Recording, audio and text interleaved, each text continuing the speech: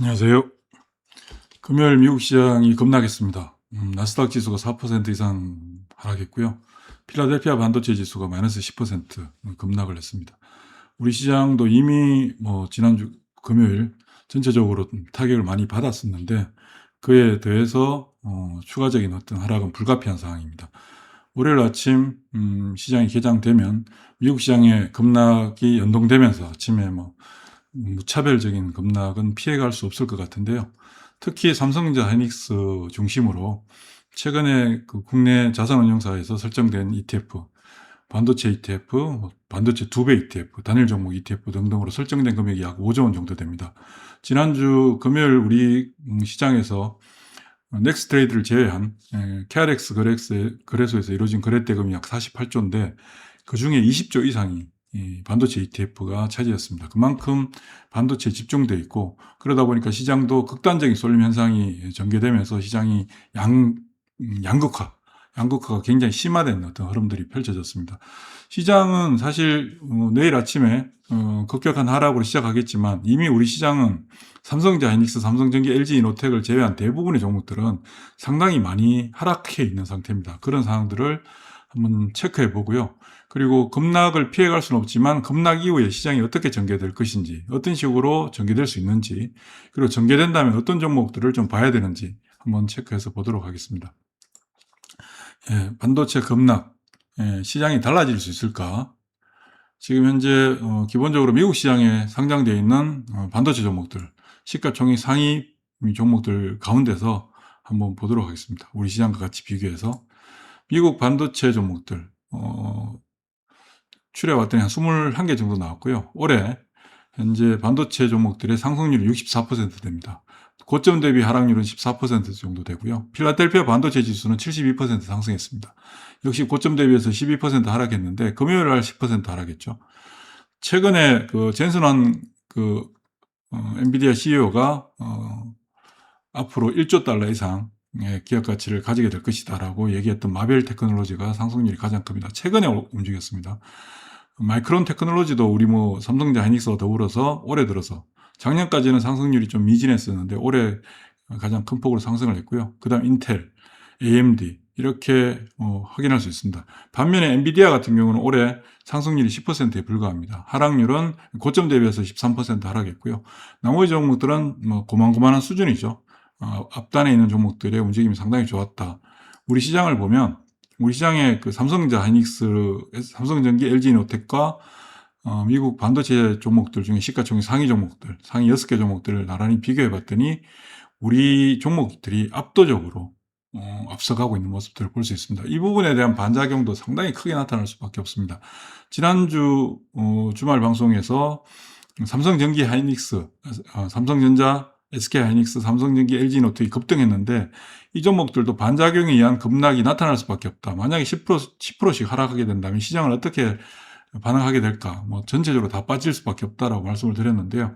그 부분이 지난주에 이제 현실적으로 나타났고 더불어서 금요일날 미국 시장의 그 반도체 종목들의 급락이 내일 아침 반도체 종목들의 급락으로 이어질 수밖에 없는 상황인데 우리는 어떻게 대처해야 될까? 그래서 전체적으로 한번 보도록 하겠습니다. 간단하게. 국내 대표 업종들 올 한 해 등락률을 보면 대형 IT, 삼성전자, SK하이닉스, 삼성전기, LG이노텍, LG전자의 상승이 가장 크게 나타났죠. 특히 삼성전기가 589% 상승했고요. LG이노텍이 330% 상승했습니다. 그러면서 246%, 코스피 지수는 89% 상승했습니다. 올 한 해. 고점 대비해서 7.2% 하락했고요. 반면에 코스닥 지수는 올 한 해 6.01% 상승했고 고점 대비해서 18% 급락을 했습니다. 상당히 많이 빠져 있는 상태죠. 그러니까 시장이 극단적인 왜곡 현상으로 이루어졌다라는 것을 볼 수 있습니다. 대형 IT 그리고 반도체, IT 부품 디스플레이 여기는 주성 엔지니어링이 이제 포함되어 있고요. 그리고 통신주들이 시장보다 월등히 상승한 그 외 에너지 종목들 그리고 나머지는 그렇게 큰 움직임이 없습니다. 증권주, 지주에서도 움직임이 좋았습니다만은 최근에 반납한 부분들이 크죠. 고점 대비해서 하락률을 보면 로봇이 33% 하락했고요. 에너지가 35%, 바이오가 36%. 바이오는 올해 현재 마이너스를 기록하고 있습니다. 업종별로 보면 대형 IT, 삼성전기 589%, LG이노텍이 328%, 고점 대비해서 17%, 24% 빠졌으니까 그렇게 많이 빠진 건 아니죠. 내일 아침에 많이 빠지게 되면 어느 정도 균형을 맞춰갈 수 있을 거라고 보여집니다. 삼성전자 올해 174% 상승했는데 고점 대비 하락률은 8.6%밖에 안 됩니다. SK하이닉스 같은 경우 217% 상승했는데 고점 대비 하락률이 12.4%니까 두 종목은 상승에 비해서 조정폭이 상당히 작다. 이유는 무엇일까? 최근에 설정된 ETF 때문에 그렇습니다. 자, 반도체 종목을 보면 사실 파두는 제가 개인적으로 이해를 잘 못하고 있습니다. 이만큼 상승해야 될 이유가 있을 것인가. 물론 뭐 좋은 평가를 하는 보고서들도 굉장히 많습니다만은 실제 드러난 건 전혀 없으니까요. 대체적으로 반도체 종목들의 상승률이 굉장히 큽니다. 반면에 하락률도 상대적으로 높은 편이죠. 33개 종목인데 여기에 설명드리고 있는 종목들은 시가총액 기준 1조 원 이상입니다. 평균 상승률이 110%입니다. 고점 대비 하락률은 19%, 별로 많이 안 빠졌다는 얘기죠. 코스피 지수에 비해서도 압도적으로 높고요. 코스닥 지수랑 비교해봐도 굉장히 비교조차 되지 않습니다. 그런데 몇몇 종목을 제외하고 상당히 좀 부진한 양상들. 근데 여기서 좀 특징적인 종목들이 있습니다. PSK, 테스, 원익 IPS, 유진테크. 제가 뭐 굉장히 강조를 많이 드렸던 종목이기도 한데요. 이들 종목들은 지난주 금요일이 최고가를 기록하고 있습니다. 그리고 원익 IPS 같은 경우도 고점 대비해서 하락률은 6.2%밖에 되지는 않고요. 나머지 종목들은 고만고만한 수준. 그리고 IT 부품은 주성 엔지니어링이 658%, 전체적으로 상승률 1위에 해당됩니다. 근데 그에 반해서 하락률은 16%니까 별로 안 빠졌죠. 타격을 받을 수밖에 없습니다. 일단은 어느 정도 받는 건 당연하다라고 해석을 해야 되고요. 2차전지 종목들 제일 많이 올랐던 게 두산 퓨어셀과 서인 시스템인데 비나텍이 더 많이 올랐습니다만 비나텍은 시가총액이 1조 원을 넘지 못해서 제외됐습니다만 두산 퓨어셀은 대체에너지, 수소전지죠. 그러니까 2차전지, 기존에 알고 있던 2차전지 리튬이온 2차전지와는 다릅니다. 그리고 서인 시스템 같은 경우는 ESS 모듈을, 그러니까 컨테이너를 공급하는 회사죠. 그 부분이 작용하면서 많이 올랐고 나머지들은 별반 움직임이 없습니다. 하락률은 전반적으로 30% 정도 됩니다. 상승률과 하락률을 비교해 볼 때 크게 움직인 게 없었다라는 것을 알 수 있고요. 로봇은 생각보다 많이 안 올랐다. 생각보다. 그러니까 최근에 로보스타, 그러니까 LG그룹 계열사죠. 로보스타 그리고 두산 로보틱스, 젠슨한 그 엔비디아 CEO 때문에 영향을 받아서 많이 움직였고요. 그리고 현대모비엑스 같은 경우 연초에 많이 올랐습니다. 그 외에 나머지는 대체적으로 보면 하락이 크다. 하락폭이 크다는 것을 알 수 있죠. 작년에 원익홀딩스 자회사 원익로보틱스 때문에 급등했던 원익홀딩스는 올해 그냥 최악의 현재 상황을 보여주고 있습니다. 그러니까 올 내내 빠졌다. 그러니까 전반적으로 로봇주들이 시장에서 핫하게 움직이는 것에 비해서 움직임이 그렇게 크지 않다라는 것을 알 수 있고요. 통신주들, 대한강통신이 뭐 급등한 것 외에는 상대적으로 좋았습니다. 다른 종목들에 비해서.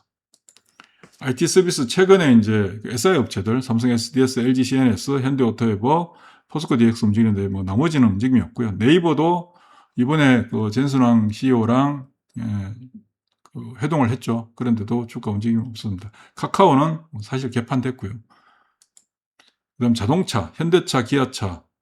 기아는 상대적으로 좀 제한적인 움직임이었고 현대차가 상당히 좋았습니다만은 로보틱스 기업으로 이제 탈바꿈을 하는 부분이 작용했던 것도 그렇게 볼 수 있고 현대모비스랑 현대위아도 마찬가지인데 다른 종목들에 비해서 움직임이 크지 않습니다. 에너지는 상대적으로 좋았죠. 근데 우리 기술 뭐 이런 것들은 원전과 관련해서 테마스 움직임이 컸고요. 강원전선이 근자에 급등했습니다.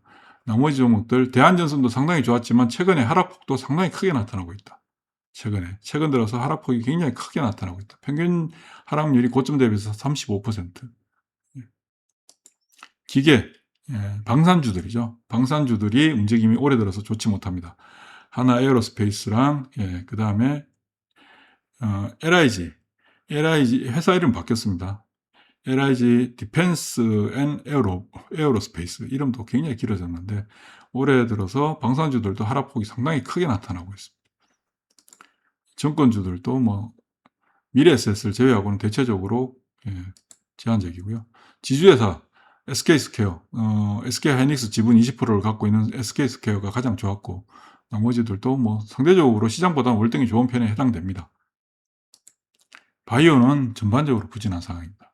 전체적으로 다, 상대적으로 다 부진한 상황이고, 제약바이오도 화장품에서 APR, 예, 한국콜마, 달바글로벌, 화장품이 상대적으로 좀 우월하지만 제약주들은 굉장히 좀 부진한 상황이다 라고 볼 수 있고요. 올해 우리 시장의 수급 현황을 보면 코스피 시장에서는 외국인들이 현재 1월 달부터 지금까지 119조 원을 순매도했습니다. 국내 기관 32조 순매수하고 개인들이 72조 순매수했는데 이건 전부 다 삼성전자에 집중된 현황이라고 볼 수 있습니다. 반면에 코스닥 시장은 외국인들이 5조 2천억 순매수를 했고요. 국내 기관 7조 8천억, 그 다음에 개인은 8조 1천억을 순매도했습니다. 그러니까 개인들이 실질적으로 코스닥 시장에서 계속해서 매도를 했다라는 것을 할 수 있고, 외국인 아까 위에서 앞서 보여드렸던 종목들 기준으로 외국인들 순매도 현황을 봤더니 요렇게 나오더라. 요렇게 나오더라. 이 표를 한번 보시면 될 거고요. 외국인들이 119조 원 순매도에 있지 않습니까? 근데 119조 원을 보면 삼성전자 하이닉스 매도한 금액만 하더라도 130조입니다. 130조. 130조가 아니네요. 어쨌든 외국인 전체 순매도 금액을 넘어서는 수준입니다. 국내 기관들은 반면에 삼성전자 하이닉스를 순매수를 많이 하고 있는데 이건 최근에 설정된 ETF 때문이라고 해석할 수 있습니다. 그 외 나머지 종목들 한번 보시면 되고요. 자, 지금 현재 시장 상황이 어떤가? 우리 시장이 그동안 코스피 지수가 89% 상승하는 데 반해서 코스닥 지수가 6%밖에 상승을 안 했습니다. 그리고 고점 대비해서 코스피 지수가 7.4% 하락했는데 코스닥 지수는 18% 하락했습니다. 이걸 단순히 코스피, 코스닥으로 구분하기보다 삼성전자, SK하이닉스, 삼성전기, LG이노텍 등등의 최상단에 있는 수급이 집중된 종목들, 그 종목들을 제외한 나머지 종목들 그렇게 비교하는 게 맞겠죠. 그렇게 보면 현재 삼성전자, 하이닉스, 삼성전기, LG이노텍 중심으로 시장이 양극단화된 상태인데 여기서 지난주 사실 5월 중순부터 종목들은 급격하게 하락을 하기 시작했고요. 그리고 지난주 금요일 날 미국 반도체 종목들이 급락했으니까 아침에 어떻게 되겠습니까? 이 네 종목이 중심이 돼서 하락을 주도할 수밖에 없을 겁니다. 그러면 이 종목들만 빠질 것이냐? 아니죠. 이 종목들이 빠지면서 다른 종목들도 동반해서 같이 빠질 수밖에 없습니다. 같이 빠질 수밖에 없지만 문제는 다른 종목들 같은 경우는 이미 매도가 상당히 진행됐고 가격의 하락폭도 상당히 크게 진행된 상황입니다. 그러다 보면 아침에 빠질 때 같이 빠지겠지만 그게 지속적으로 이어질 가능성은 크지 않다. 그래서 상대적으로 하방 경직성을 보여줄 가능성이 높습니다. 그래서 그 다음부터는 어떻게 되냐면 시장 내에 자금들이 어떻게 움직일 것인가, 어디에서 어디로 이동될 것인가. 물론 삼성전자 하이닉스에 대한 기본적인 ETF, 대규모 ETF가 설정되어 있기 때문에 이 부분에 대한 어떤 안정적인 수급 구조는 갖춰지겠죠. 그렇지만 외국인들은 우리 지난 주말에 원달러 환율이 여기 시장에서 1,558원으로 마감됐습니다. 그 환율 감안하면 아침부터 무지하게 두들겨 팔 거고 ETF나 개인들이 삼성전자 하이닉스를 지속적으로 매수를 한다 할지라도 급락은 피해갈 수 없을 거고요. 그 동반해서 전체적으로 급락한 이후에 하방 경직성을 보여주는 종목들이 나타날 것이다. 나타날 수밖에 없다. 수급적인 측면에서 놓고 볼 때 어디서 나타날 것인가. 지금 현재 MEI라고 제가 자주 보여드리는 시장 에너지 지표라고 있습니다. 지난 2005년부터인데요. 20을 기준으로 놓고 볼 때 20 이하에서는 적극적으로 매수를 해야 되는 구간에 해당됩니다. 그런데 지난주 금요일 날 이미 13을 기록하고 있습니다. 아마 내일 아침에 동시다발적으로 급락을 하게 되면 아마 10이 깨질 가능성이 높습니다. 그런데 아시는 분들은 잘 아시겠지만 20 이하에서 거의 대부분 돌리게 됩니다. 그것도 아주 빠르게. 길면 며칠 안 걸립니다. 자, 그러면 돌려준다. 시장을 주도했던 종목들과 주도하지 못했던 종목들이 동반 하락하고 그 이후에 상대적으로 하락하지 못했던 종목들이 하방 경직성을 보여주게 될 겁니다. 왜냐하면 시장이 돌릴 때가 됐기 때문에. 그런 상태에서 우리가 관심 있게 봐야 될 종목들은 무엇인가? 앞서 봤던 종목들, 앞서 등락률과 수급적인 측면을 놓고 봤을 때 종목을 한 10개 정도 추려본다면 1순위가 LG 에너지솔루션, 삼성 SDI 이렇게 정리가 됩니다. 기업 내용이야 뭐 다들 잘 아실 거니까 보시면 2026년도 등락률이 크지 않죠. 그에 비해서 하락률은 상대적으로 좀 큰 편이라고 볼 수 있습니다. 반면에 수급적인 측면이 탄탄한 상황이다. LG에너지솔루션, 삼성 SDI, 로보티즈, 두산로보틱스, 원희가 EPS, 이수페타시스, 리노공업, 에코프로, BM, 산일전기, 대한전선 이렇게 한 10종목 볼 수 있고요. 그리고 상대적으로 아까 위에서 봤던 여기에서 봤던 특이한 종목들, 테스, PSK, 유진테크, 원희가 EPS 이 종목들이 대표적인 반도체 장비 업체들이죠. 얘네들이 삼성전자 하이닉스, 삼성전기가 급락하는 상황에도 불구하고 잠시 먼저 선제적으로 빠졌다가 가장 먼저 돌려줬습니다. 이 부분들이 의미하는 바가 있다. 물론 내일 아침 다 같이 빠질 겁니다. 그러나 여러분들 너무 겁낼 필요는 없다. 너무 겁낼 필요는 없다. 왜?